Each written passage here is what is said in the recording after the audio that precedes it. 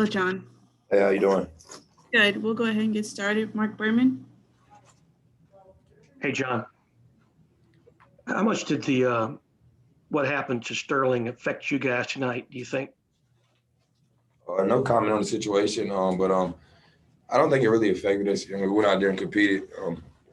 I think we had a back-to-back last night with a tough game where guys played a lot of minutes and it was a close game. And we came out tonight, we fought. We had a chance to move our lead bigger.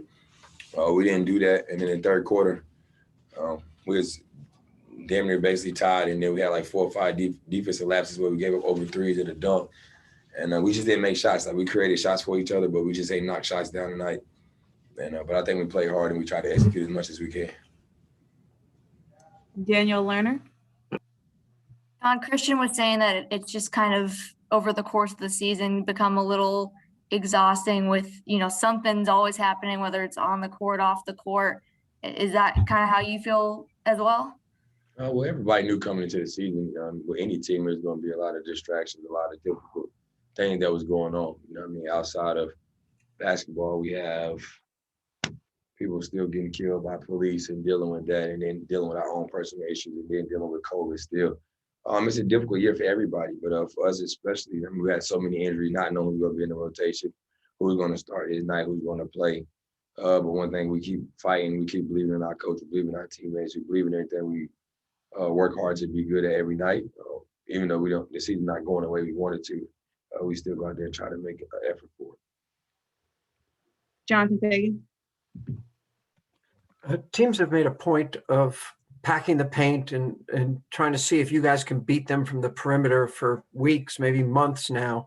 How do you beat that? Is it just shoot better, or are there execution things you feel have to be different or better? A little bit of both, but the most important thing is that it starts off on the defensive end. We get stops. We can push the pace where teams can't get set. When we're taking the ball out the net or walking the ball to the floor, team gets set and run a zone against us. But we just got to do a better job of finding gaps. We don't have to just shoot shots, even though they're giving them to us.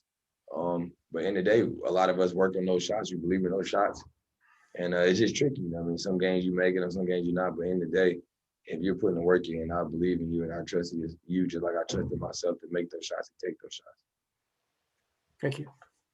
Brian Bearfield. John, on last week, you told us that communication was big, and it seems like you all didn't get a lot of communication in that second half on the defensive end. Was that part of the issue? Well, that was the biggest issue.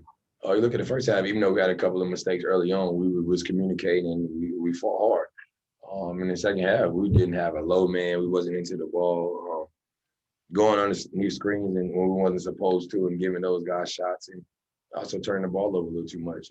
So it's funny because we keep doing the same thing over and over, but we watch film and we see how good we could be and what we're supposed to do the right way. And we just have lapses where we're not fully dedicated to be locked in for 48 minutes. And as a leader of this team, how do you keep the team together when so much is going on, off the court, and now, something that affects you all so close, being one of your teammates, something happened to them? How do you keep the team together? We'll keep him in our spirits, check on him, make sure he's okay.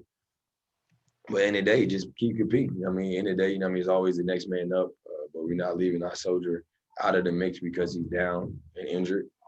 He's still a part of us. We just got to move the next man up, and it's a great opportunity for somebody to come in, play big minutes and play well, and take full advantage of the opportunity. That's how you look at it. And last question, Daniel Lerner. You had some of the young guys step up big in the first half. KPJ and Christian had great nights, and then Armani, had a good showing off the bench in the first half.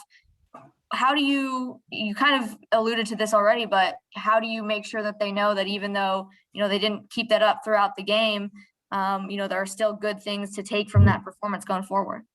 Well, still believe in those guys.